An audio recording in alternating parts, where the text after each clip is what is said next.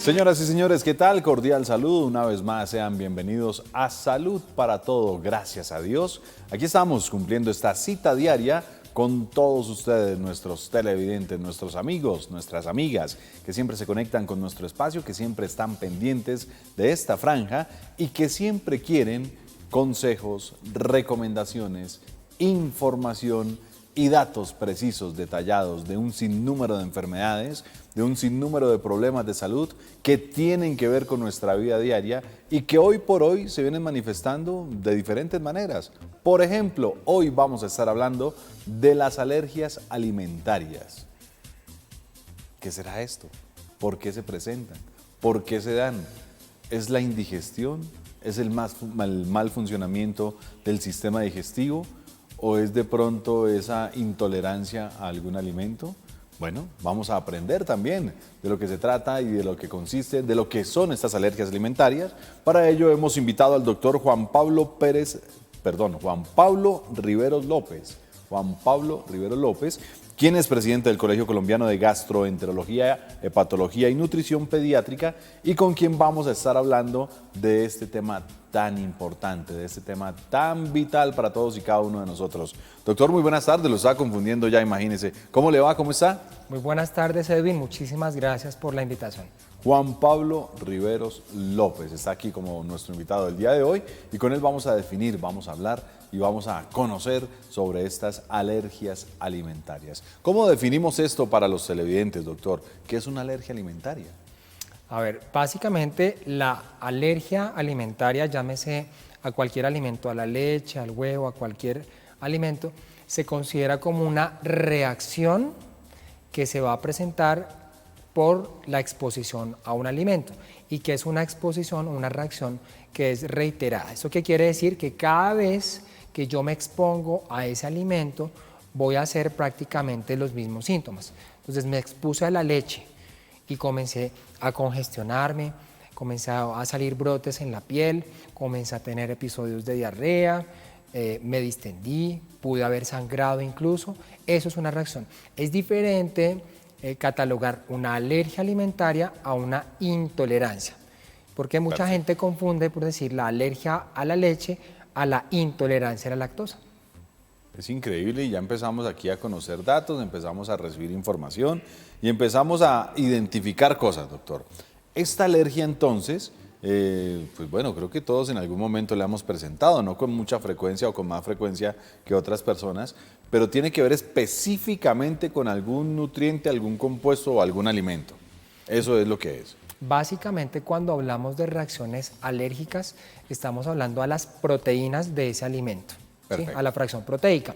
Por eso es muy importante, como te comentaba, la diferenciación entre intolerancia a la lactosa. La intolerancia a la lactosa es que se expone ese organismo a la lactosa, que es como el azúcar de la leche. Correcto. Y genera indigestión. Se distiende uno, le dan gases, puede tener diarrea, mientras que cuando se es alérgico a la leche, a la proteína leche vaca, son las fracciones de las proteínas de la leche o del huevo o del gluten las que generan ese tipo de manifestaciones. Bueno, doctor, vamos a empezar a hablar científicamente ahora. ¿Por qué se presenta esto? ¿Cuál es la falla, el problema que tiene el organismo para que la persona manifieste esto?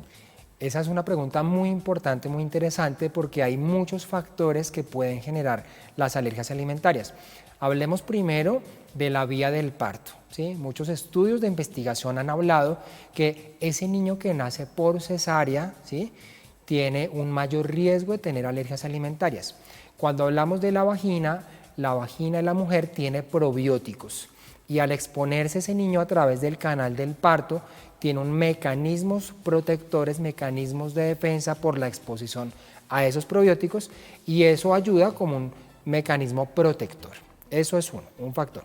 El segundo factor tiene que ver con la exposición temprana o no a la leche materna, ¿sí? Se ha visto que cuando los niños desde el momento en que nacen y están en la sala de partos y de una vez son alimentados con la leche de su mamá, es un factor protector versus los niños que se exponen de manera inmediata a fórmulas infantiles, ¿sí? Hay artículos o publicaciones que dicen que se llama el biberón asesino, cuando se expone a una fórmula infantil. La gente dice a la leche de tarro, lo que sea, eso genera un factor que es un agresor o generador de alergias alimentarias. El otro factor tiene que ver con los antecedentes familiares, sobre todo cuando papá o mamá es alérgico. Se dice que cuando uno de los padres es alérgico, la probabilidad de tener niños alérgicos es del 40%. O sea, es un dato importante. Pero si ambos papás son alérgicos, la probabilidad de tener niños con alergias es del 70%. Increíble. Hay niños que no tienen ningún antecedente familiar y les puede dar. Y el otro factor que también es muy importante, y de pronto ustedes lo han oído, lo han visto por experiencia propia, y es el uso inadecuado de los antibióticos.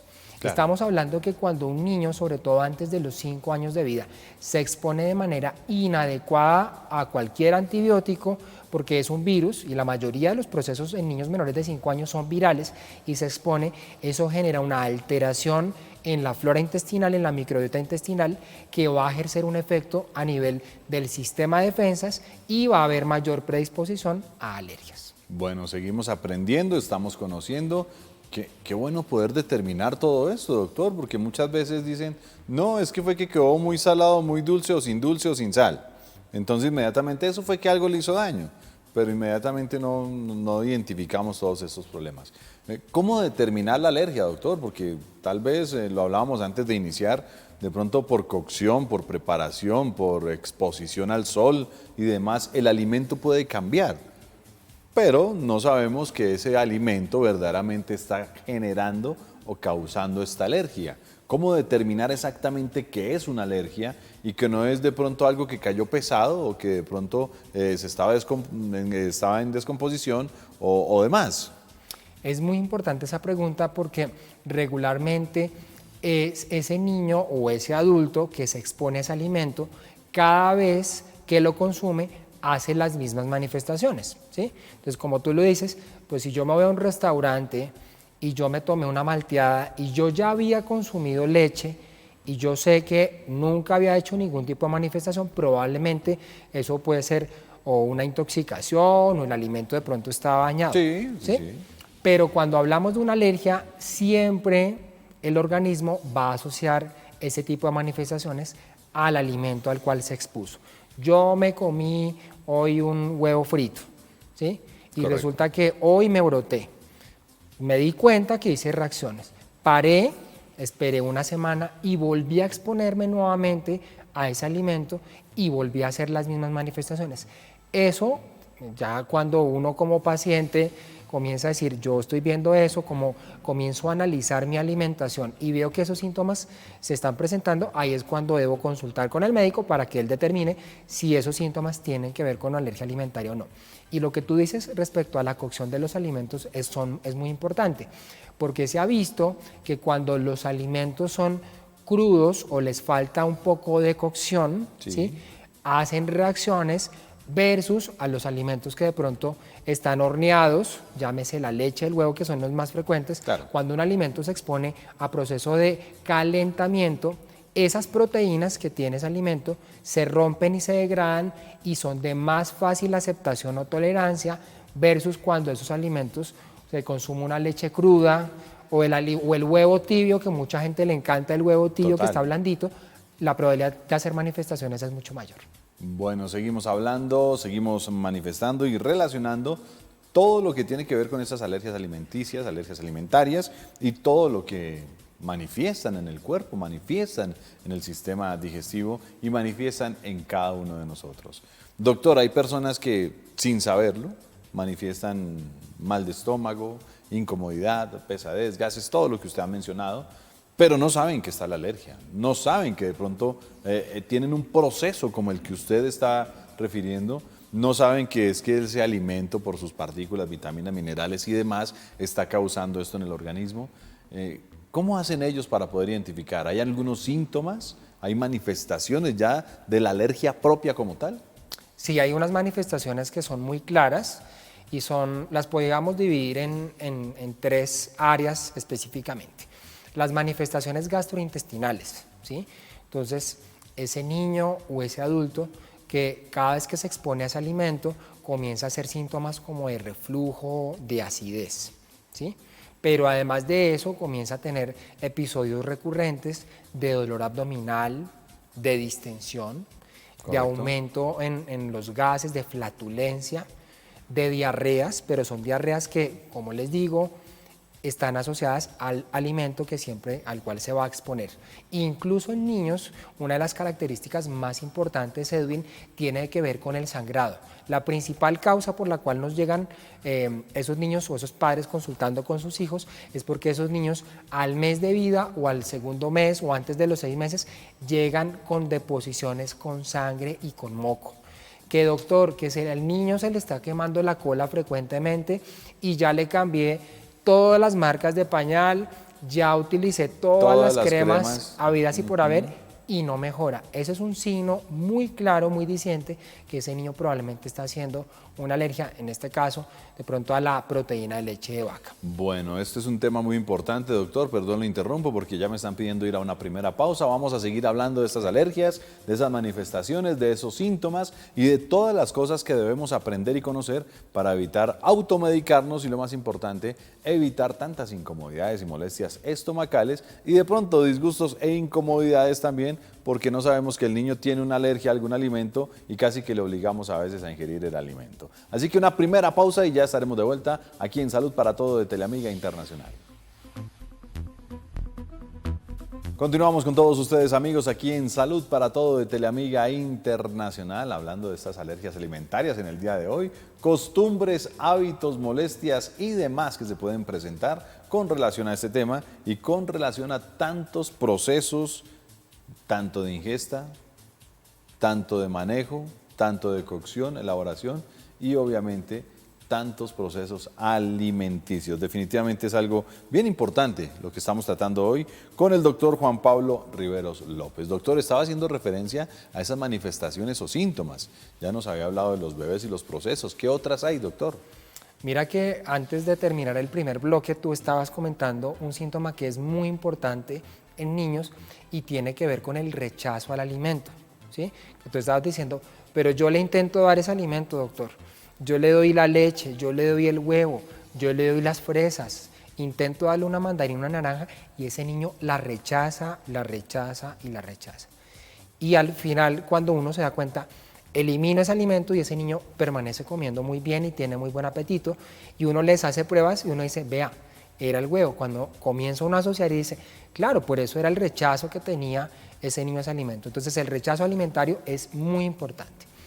Hay otros espectros de manifestaciones y tienen que ver con las manifestaciones respiratorias, ¿sí? Okay. Ese niño o ese adulto que cada vez que se expone a ese alimento se comienza a congestionar, comienza a moquear, se le cierran los bronquios, se comió ese alimento y comenzó a utilizar inhaladores o incluso de pronto comenzó a hacer una dificultad respiratoria muy importante y requirió ir al servicio de urgencias para que le colocaran algunos medicamentos, incluso oxígeno. Entonces vean que las manifestaciones pueden ser desde muy leves hasta muy severas, dependiendo la situación o la condición de cada paciente. Y comprometiendo otros sistemas entonces, la parte respiratoria, la parte obviamente nasal, con la congestión y demás. Sí, mira que la suma esto. Es la suma de muchas cosas, porque pues el organismo del cuerpo humano es un todo, ¿sí?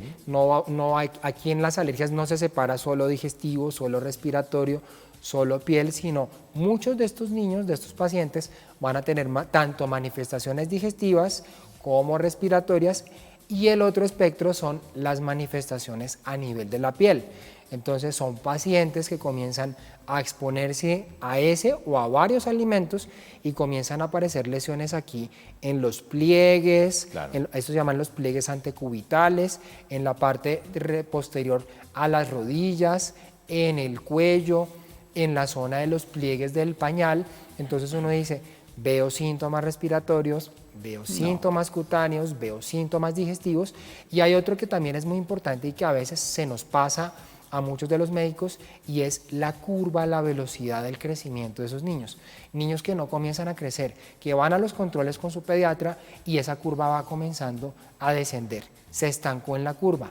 Prendan alarmas porque algo puede estar pasando y puede ser el único signo o síntoma que ese niño está manifestando. Con esta explicación, doctor, me doy cuenta que habemos muchas personas que definitivamente estamos equivocadas de pronto en el manejo de síntomas o enfermedades infantiles. Muchas veces se cree y se piensa que la mucosidad o la congestión tiene que ver con el sistema bronquial, respiratorio, y llevan al niño desde la urgencia por esto. Y pasa un montón de tiempo también automedicando al niño, autoformulando al niño sin tener obviamente esa satisfacción de mejoría, pero me doy cuenta que es por otro lado del asunto. En el caso de los adultos, doctor, ¿también hay alguna manifestación? Porque bueno, todos hemos sentido el malestar estomacal, nos hemos indigestado, un montón de cosas, pero para la alergia como tal, también hay manifestaciones que de pronto puedan referir los adultos, que de pronto digan, sí, a mí me pasa eso cuando consumo esto o lo otro.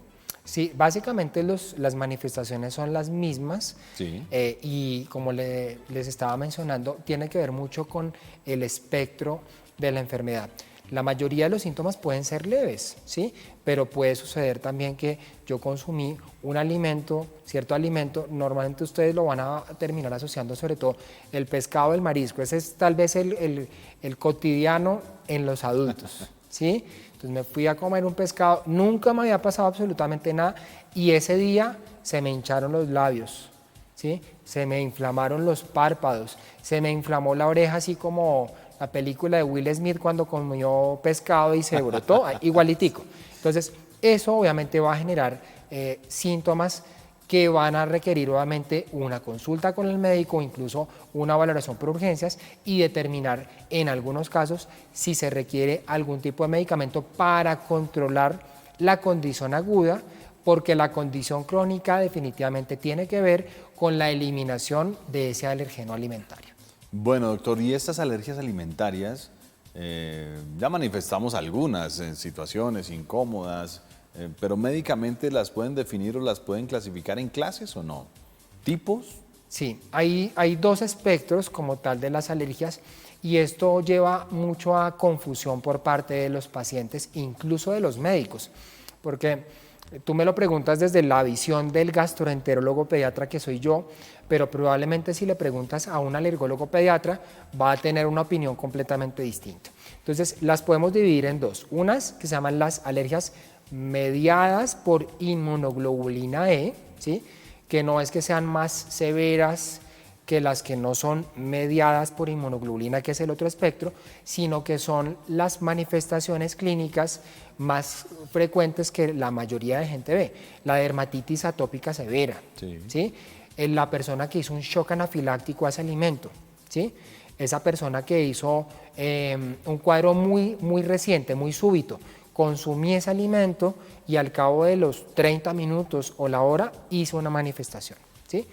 A ese tipo de manifestación alérgica yo le puedo hacer pruebas de alergia, ¿sí? Que son normalmente pruebas que se hacen en sangre, que se llaman inmunoglobulina E o IG específica, o se hacen pruebas en piel donde enviamos a esos pacientes al alergólogo para que le haga unas pruebas que se llaman pruebas de prick test, donde le pican la piel y le ponen ese alimento, o hay otras pruebas que se llaman pruebas de parche.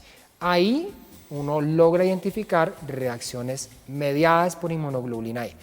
Pero las reacciones no mediadas, que son más reacciones tardías, que es ese niño o ese adulto que consumió ese alimento y probablemente hizo manifestaciones a los 2 o a los 3 días. Correcto. Ese niño que hace diarreas, donde a veces sangra, son manifestaciones un poco más tardías y a esas desafortunadamente no tenemos cómo hacerle pruebas de laboratorio o pruebas en piel, sino que ahí necesitamos muchísimo de la información que nos den los papás o el mismo paciente para comenzar a determinar cuál es la causa o el origen de ese alimento que esté generando esos síntomas. Saber qué es lo que está incomodando y saber qué es lo que está manifestando esa incomodidad. Justamente quería preguntarle al respecto, doctor, ¿se tienen ya determinados cuáles son los alimentos que de pronto generan con más frecuencia estas alergias alimentarias? Pues me imagino que deben ser ya a través de los estudios y a través de las investigaciones alimentos específicos o ya directamente los que generan esto, ¿o no? Sí, Dentro de las investigaciones a nivel mundial, estamos hablando del top número 8 de los alergenos alimentarios. Atención, top número 8 de alimentos, ¿cómo fue que dijo? Alergénicos, los más alergénicos. El bueno, top número 8 de los el top alergenos número 8. alimentarios. Entonces, el primero en todo el mundo tiene que ver con la leche. La leche. Bueno, Caramba. y hay muchas discrepancias en si el adulto o el niño tiene que consumir leche o no, pero pues dentro de todas las situaciones o las manifestaciones tiene que ver la leche. El segundo es la soya, ¿sí? Porque además la soya tiene una cosa que se llama reacción cruzada desde las características de ese alimento con la leche. Entonces, en muchas ocasiones terminamos eliminando leche y soya por esas mismas características de los alimentos. El tercero tiene que ver el huevo, ¿sí? El huevo es tal vez el segundo o tercer alimento más alergénico en todo el mundo.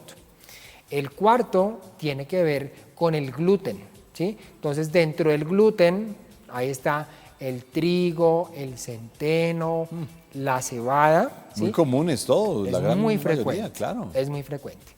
El otro tiene que ver con, el número 5 tiene que ver con los frutos secos. Entonces, ¿quién no ha oído que alguien haga alergia al maní, a las nueces, Claro. a las avellanas o a las almendras? ¿Sí? El 6 y el 7 tienen que ver con el pescado y los mariscos. Bueno, también esos son muy característicos. Sí. Y el octavo tiene que ver con los frutos rojos. Entonces, las fresas, las frambuesas, las moras, etcétera. Ahí estamos incluyendo tal vez los 8 más frecuentes. Hay personas que se salen de ese número 8, Sí. pero también hay pacientes que desafortunadamente tienen alergia a estos 8 o incluso a más. O sea, yo tengo pacientes que tienen alergias a la leche, al huevo, al pescado, a los mariscos, y ahí es donde viene una dificultad bastante grande y es el manejo, el abordaje nutricional de esos pacientes. Bueno, doctor, ¿qué hacer en el momento en que yo sienta que tengo esa alergia o en el momento en que yo sienta esa incomodidad? Que empezó a manifestarse, porque bueno, me imagino que no es un malestar estomacal normal, sino ya es algo a repetición que incomoda, fastidia, molesta y demás, doctor. ¿Qué hacemos? Tal vez lo más importante es, como lo hemos venido mencionando, el eliminar ese alimento, ¿sí? Perfecto. ¿Por qué? Porque han habido casos donde si yo me expongo de manera reiterada o aumento las cantidades de ese alimento, puedo tener complicaciones. Muy bien. Se me colapsó la vía aérea, termine en un servicio de urgencias. Entonces, si yo logro identificar ese alimento, ese alergeno agresor, tengo que eliminarlo por completo de mi dieta. El tiempo de la eliminación de ese alimento lo va a definir el médico, dependiendo las condiciones clínicas del paciente, y si en alguna situación yo defino como médico tomar pruebas y esas pruebas me salen positivas, pues yo podré decirle o determinarle de una manera aproximada a ese paciente durante cuánto tiempo tengo que eliminar el alimento, que va a depender más o menos entre los 6 meses al año de eliminación, y va a depender de ahí en adelante de acuerdo a la severidad del cuadro clínico, porque si yo expongo, por decir, a un niño que tiene 7 meses y comienzo a darle huevo y de una vez hace una reacción muy severa que conlleva la hospitalización, probablemente ese niño nunca va a poder consumir ese alimento. Claro. Pero si hay manifestaciones leves, de pronto la probabilidad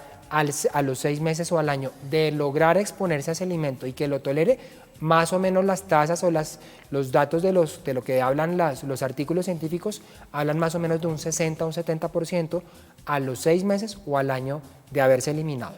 Bueno, se encuentra con nosotros en el día de hoy el doctor Juan Pablo Riveros López, quien nos está hablando al detalle, a la minucia de todo lo que puede pasar con nuestro sistema digestivo, pero en especial con esas alergias digestivas, esas alergias alimentarias, esas incomodidades que presentamos o manifestamos en el momento en que algún alimento nos hace generar esta alergia. Una nueva pausa de interés, ya estaremos de vuelta para seguir hablando, seguir conociendo y haciendo más preguntas que ustedes nos vienen dejando en redes sociales aquí en Teleamiga Internacional. Ya regresamos. Continuamos aquí en Salud para Todo de Teleamiga Internacional, hoy haciendo referencia a las alergias alimenticias, las alergias alimentarias que ocasionalmente se manifiestan o se confunden tal vez, doctor, con los malestares estomacales. Y para este tercer bloque de nuestro programa, doctor, quiero hacer referencia a esto porque debido a las malas costumbres, a los malos hábitos, al cambio de horario, a la comida chatarra, que ya no comemos tan natural como de pronto lo pudimos hacer antes, que ya hay más procesado, que ya hay más químicos, bueno, un montón de situaciones, pues nuestro sistema digestivo se resiente, doctor. Y es allí, usted ya nos ha hablado claramente cuál sería la alergia, cuál sería el malestar, pero creo que hay muchas personas que aún creen que de pronto no es un malestar sino una alergia o viceversa, que es una alergia y no un malestar. ¿Cómo poder ayudarle a los pacientes, a los televidentes y a la gente a identificar verdaderamente qué está pasando? Porque es que nos estamos acostumbrando no solo a las enfermedades, sino al dolor y también a las incomodidades. Entonces es importante determinar exactamente qué es lo que ocurre en el organismo, doctor. Mira que esa pregunta es muy interesante, Edwin, porque la primera invitación que yo les hago a los pacientes cuando van a la consulta, a los padres o a los adolescentes o a los adultos, es que lleven un registro, hagan un diario, ¿sí?, de lo que van comiendo y van comenzando a hacer una correlación con la aparición de los síntomas. Porque, como lo hemos mencionado, la alergia es una manifestación siempre reproducible frente a ese mismo alimento. Entonces, hoy hago el diario completo, desde que desayuné hasta que cené. Entonces, hoy comí por la mañana huevo, después me comí unas fresas, después me comí un pescado, etcétera, etcétera. Entonces, voy viendo si se presentó alguna manifestación. Oiga, comencé a hacer manifestaciones. ¿Qué pasó? Venga, miramos a ver. Volví otra vez a los 2 o 3 días a hacer manifestaciones. Volvamos a sacar ese diario, a ir haciendo un registro y comencemos a correlacionar qué alimento me comí hoy y qué alimento me comí hace 3 o 4 días que pudo haber. Oiga, comencé a darme cuenta que me expuse a la naranja hace 4 días y hoy volví a comer naranja y me pasó esa situación. Entonces es la manera mucho más fácil, porque en un sistema de salud como el nuestro, donde la toma de una prueba de un panel de alérgenos alimentarios oscila más o menos entre los $300 o $400 y de ahí para arriba puede subir muchísimo más, es un costo bastante alto para el sistema de salud de nuestro país, incluso para pacientes que están en cualquier parte del mundo también es bastante costoso. Entonces termina siendo mucho más fácil hacer una identificación y ya cuando yo logro tener como una aproximación frente al o los alimentos que generan esos síntomas, ahí ya obviamente yo llego con una información un poco más detallada, un poco más clara, y obviamente se la expongo al médico y ya el médico es quien va a determinar si necesitamos hacer pruebas o definitivamente confirmamos esa situación y eliminamos ese alimento. Bueno, doctor, esto me da pie a pensar que no solo es el alimento, no solo es lo que como, sino también cómo lo preparo, cómo lo elaboro, cómo lo estoy ingiriendo. También podríamos relacionar este tema porque, pues bueno, mucha gente también tiene que salir, debe almorzar en algún restaurante, debe solicitar el domicilio y demás. Esto también se debe tener en cuenta, me imagino. Sí, es muy importante, principalmente, sobre todo, hay que ver la calidad del alimento, dónde lo consumo, a qué restaurante estoy yendo, cómo es el proceso de cocción de ese alimento y si además de eso le adicionan otro tipo de ingredientes o sustancias que de pronto uno lo orientan a pensar que de pronto puede estar pasando. Un ejemplo muy claro, yo me comí el pollo y he comido pollo y me comí una pechuga a la plancha, mañana me comí un pollito sudado, pero resulta que fui a este restaurante y a ese pollo le adicionaron pimienta. Allí quería llegar, doctor. ¿Sí? Porque es que muchos de nosotros lo hacemos, ¿no? Pero si yo allí comí esta vez y no me pasó nada, ¿no? Si es que me presentó esto y no sé qué, no, si es que me lo prepararon en casa y no tuve problema. Entonces, eso es clave, doctor. Sí, entonces ahí ellos van a decir, probablemente el problema no tiene que ver con el pollo, sino de pronto fue ese ingrediente especial. Comí pimienta, comí pimentón, comí alguna especia del restaurante que yo de pronto no logré identificar y pudo haber generado esa situación. Ahora, volví otra vez a otro restaurante y volví a echarle la misma pimienta y pasó en la misma situación. Entonces ya yo digo, el problema tiene que ver con la pimienta y no con el otro alimento al cual yo pensaba que le podría de pronto haber adjudicado esos síntomas. Y mucho cuidado, que también tiene que ver ocasionalmente y en oportunidades con el tamaño o la porción, que muchas veces resiente también el sistema digestivo y no es ninguna alergia, supongo, doctor. Sí, el tamaño es importante y les voy a poner un ejemplo que es muy sencillo, sobre todo en los lactantes. Esos niños que vienen siendo alimentados con lactancia materna y resulta que la mamá hoy se comió una tajadita de queso. Sí. Y no pasó absolutamente nada. Pero resulta que al otro día la mamá, además de la tajada de queso, le sumó un vaso de leche. Y resulta que ahí ese niño comenzó a hacer síntomas, comenzó a tener diarreas, comenzó a sangrar, se le quemó la cola. Pero resulta que ella pensó de pronto que pudo haber sido algún virus, una gastroenteritis de origen viral, y resulta que al tercer día, además del queso y la leche, la mamá se tomó un vaso grande de yogur. Entonces ahí ese niño de pronto hizo una manifestación mucho más severa. Ese niño se brotó, se le hincharon los labios, hizo un cuadro de diarrea muy importante y terminó en urgencias. Y muchos de esos niños terminaron diagnosticados como un proceso viral y la mamá de pronto, por la cantidad como tú lo estás mencionando, no lo asoció con la cantidad de alimento que había consumido y generó ese tipo de reacción. Muy importante conocer y compartir con todos ustedes, amigos, esta información para identificar o por lo menos tratar de identificar estos problemas, estas alergias, estas manifestaciones y estos síntomas que se pueden generar en nuestro sistema digestivo y en nuestro cuerpo. Doctor, la parte emocional, ¿tiene que ver o hace referencia o complementa, quita, pone algo en estas manifestaciones alérgicas o no?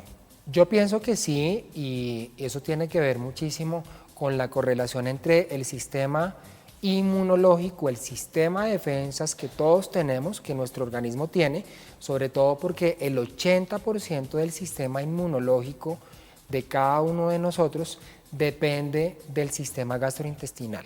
Y hay algo que los médicos sabemos y se llama el eje cerebro-intestino.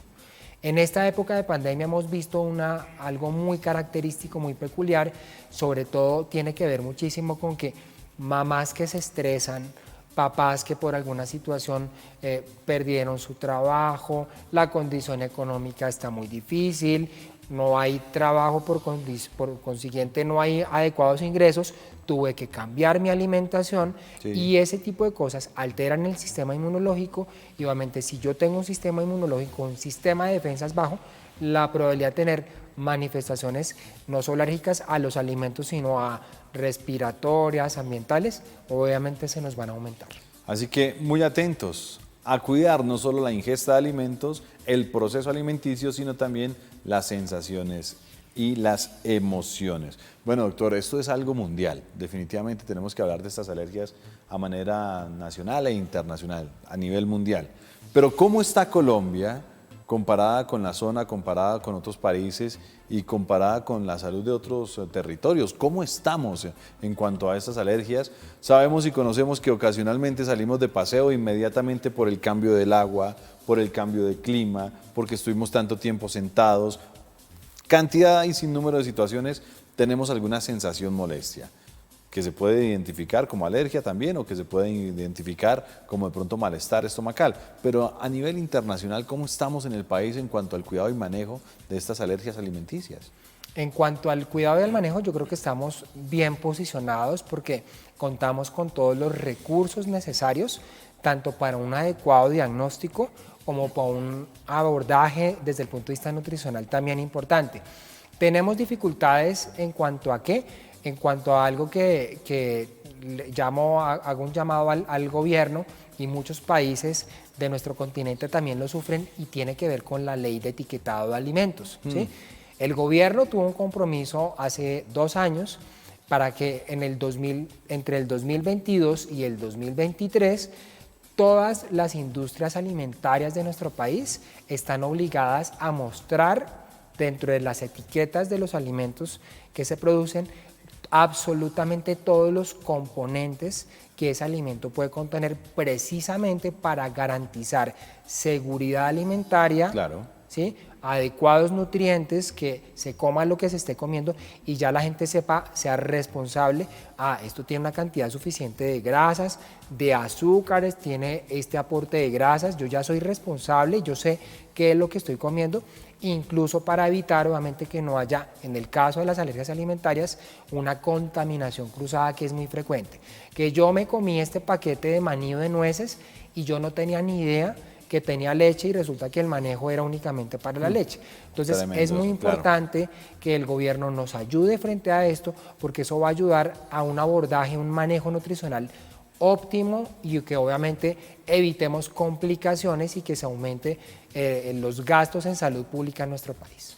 Estamos con el doctor Juan Pablo Riveros López hablando de las alergias alimenticias, alergias alimentarias, muchas cosas por decir, muchas cosas por referir, por mencionar y lo más importante, por aprender, para poder de pronto también cuidar nuestro organismo, doctor. Por lo menos conocer que un cambio del organismo en los niños más que todo, no necesariamente es lo que uno está pensando, o que tiene que ver con lo que uno cree que está pasando. No, señores, hay mucho más de donde se puede investigar y hay mucho más que se puede o se debe tener en cuenta para el control y manejo de ese síntoma o malestar.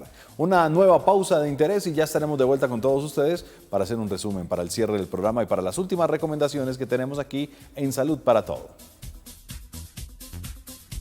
Continuamos con todos ustedes, amigos, aquí en Salud para Todo de Teleamiga Internacional, ya en la recta final de nuestro programa, para hacer un recuento, para hacer un resumen de estas alergias alimenticias y también para hablar de un tratamiento sensacional que está cambiando el concepto y que está cambiando, obviamente, ese paradigma del manejo de estas alergias alimentarias, porque definitivamente de las agüitas pasamos al medicamento, del medicamento al tratamiento y como que nos quedamos ahí y a veces no evolucionamos, doctor. Entonces sí que es importante. Un par de datos del comunicado. La Organización Mundial de la Salud sitúa las alergias entre las 6 patologías más frecuentes y son la enfermedad crónica más común en la infancia. Ojo con esto, constituyéndose en un problema de salud pública. Qué triste tener que dar esta referencia. Según la organización, las alergias están en aumento. En la actualidad, de 30 al 40% de la población mundial es alérgica y las alergias alimentarias siguen creciendo y propagándose. ¿Esto lo podemos evitar, doctor? ¿Esto se podría manejar con otro concepto, por lo menos, o con otra visión de lo que se puede hacer por la gente, verdad? Sí, Edwin, tal vez lo más importante es comenzar a trabajar desde la infancia, como tú lo estabas comentando, con los factores de riesgo que hablamos.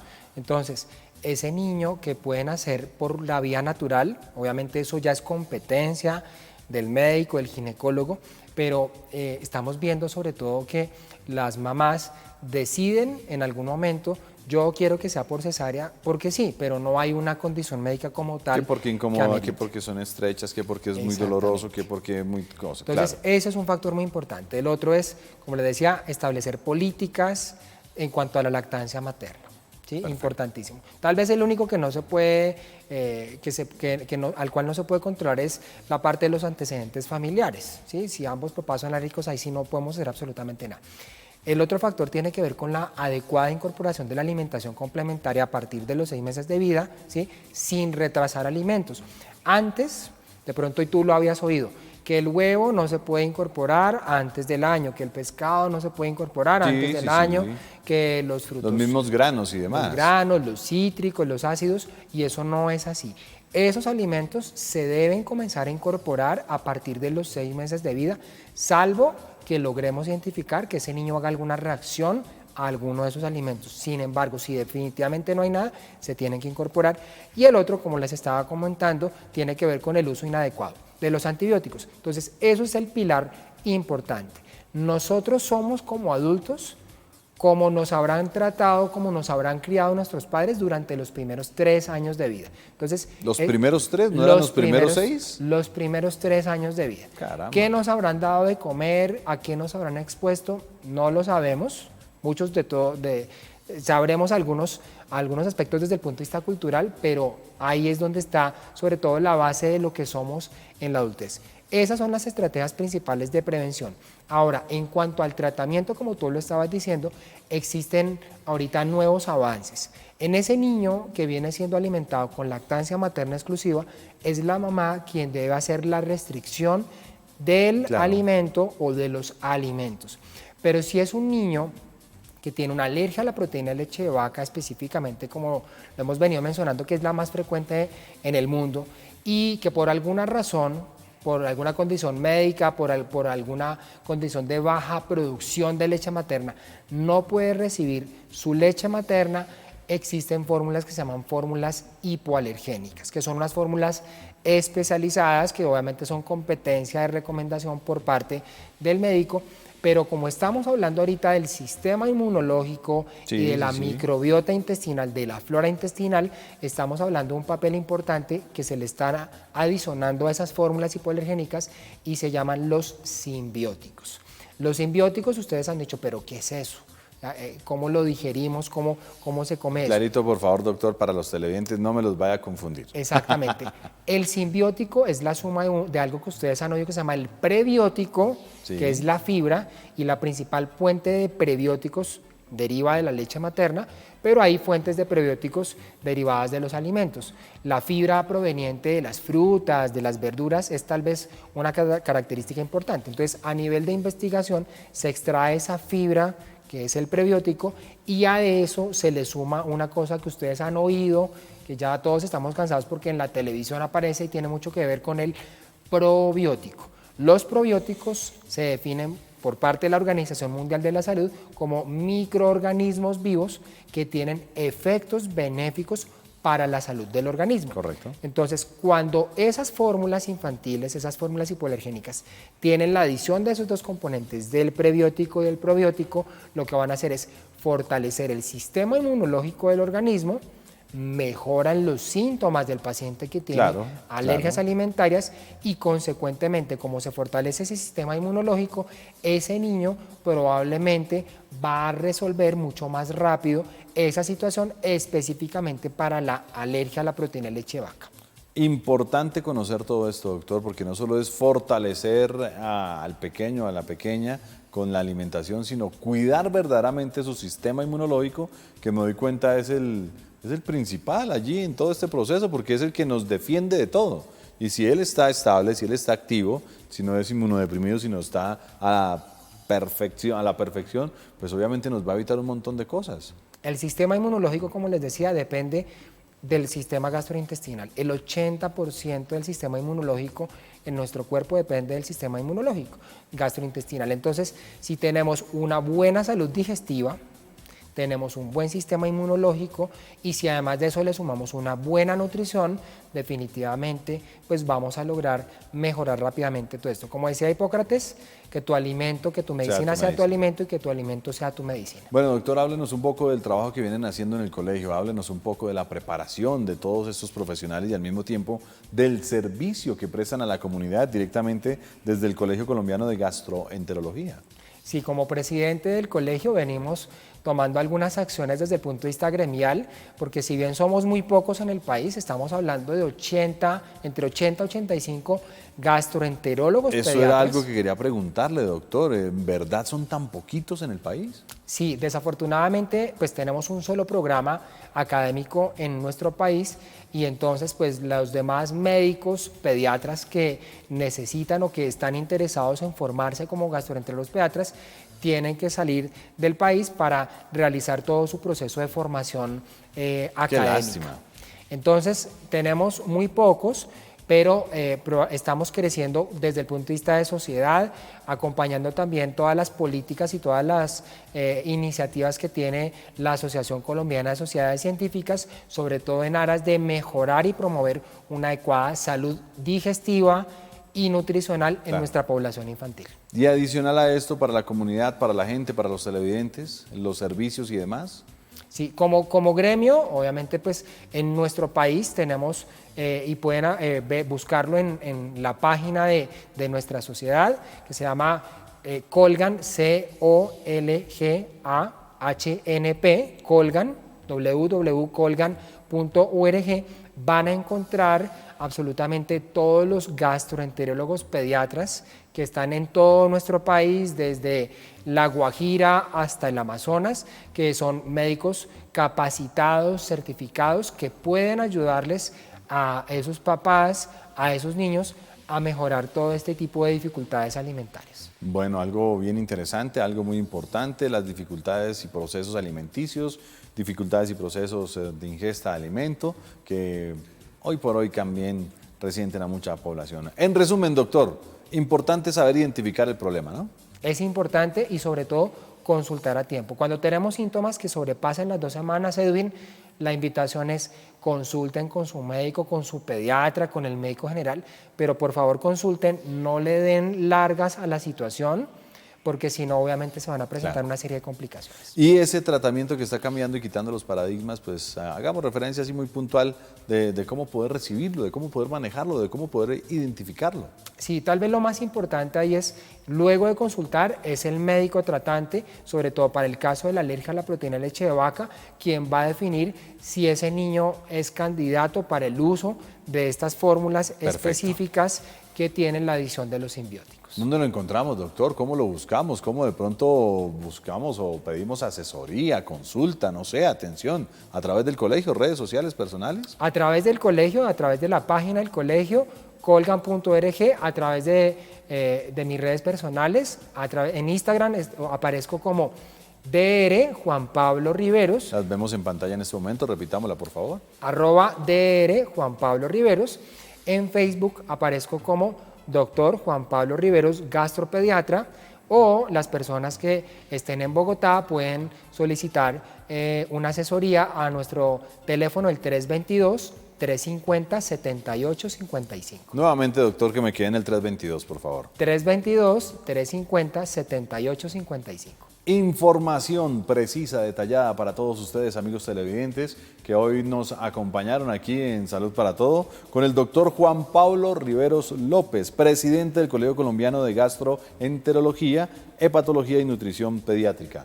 Qué información importante esa, doctor. En verdad, gracias por compartirla, por invitar a la gente a la prevención, a los cuidados y al mismo tiempo hacer esta invitación a conocer cómo es que verdaderamente funciona nuestro organismo. A veces nos confundimos. ¿Quién iba a pensar que la parte digestiva tenía que ver con la respiratoria? Total. Pues los invitamos, como les digo, a identificar, a reconocer y sobre todo a consultar con los expertos. Gracias por acompañarnos, doctor. A todos ustedes, amigos, también la invitación para que se queden pegaditos, conectados a esta programación llena de valores a través de Teleamiga Internacional y que, por supuesto, pasen una excelente tarde. Soy Edwin Ayala Ríos. Como siempre, a todos gracias y mil bendiciones.